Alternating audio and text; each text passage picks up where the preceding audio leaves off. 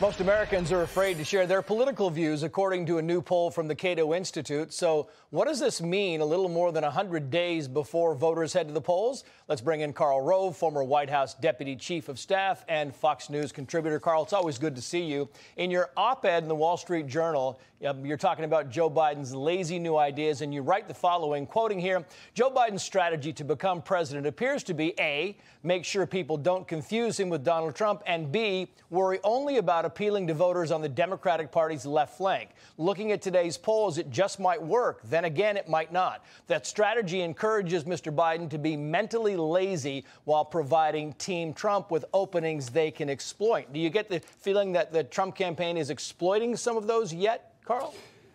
Well, not yet, but I was taken by Biden's appearance on Joy Reid this week. He was the inaugural guest on her program, and she asked him a question. She said, "What do you think of President Trump and coronavirus?" And he just, took him apart from top to bottom with a lot of adjectives and verbs and nouns. Nothing specific, but a lot of attacks. So she said, "Well, if you get elected and it's still raging, what would you do differently as president?" And I was taken by the lazy response that Biden had. Here were his big ideas. He said, we need to do something about the defense. We need to use the Defense Production Act. Well, President Trump used that starting on March 27th to get force GM to produce more ventilators. We need more tests.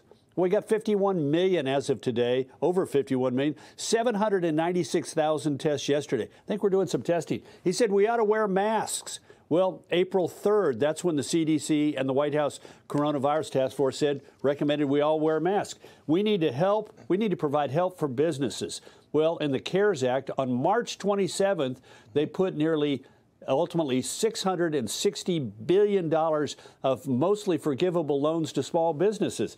We need to make certain no one pays, he says this week. No one pays in a hospital if they can't afford it for COVID. Well, the president on the 3rd of April said we're going to use money from the CARES Act to do exactly that. And finally, he said we need to have somebody in command of the vaccines to make certain that they get produced and distributed. Well, on the 15th of May, 2 months ago, the president named the commander of the Army Material Center, General Gustav Perna, as the commander of doing exactly that. So I'm thinking to myself, here's a guy who wants to be president. He's given a softball question, what would you do differently? And all 6 of the things that he says are exactly what this current president is doing. Now, and just so you know, Karl, I've checked your dates, and you were correct on those. I went through and read your article and checked all your dates. They all checked out for everything. But I want to move on to this Biden-Obama video. I want to play part of it and get your response on this. This guy has generated a sense out there that people are waking up to, that he ran by deliberately dividing people from the moment he came down that escalator. You know what it's like and how lonely it can be to make tough decisions where not every decision is going to be perfect, but you got to make them and to take responsibility for it. He apparently went to D.C. at some point and did this video, and you point out in your op-ed that he has still not sat down with a journalist. He is still not, not taking questions after these economic planks are being laid out one at a time. What are your thoughts on that?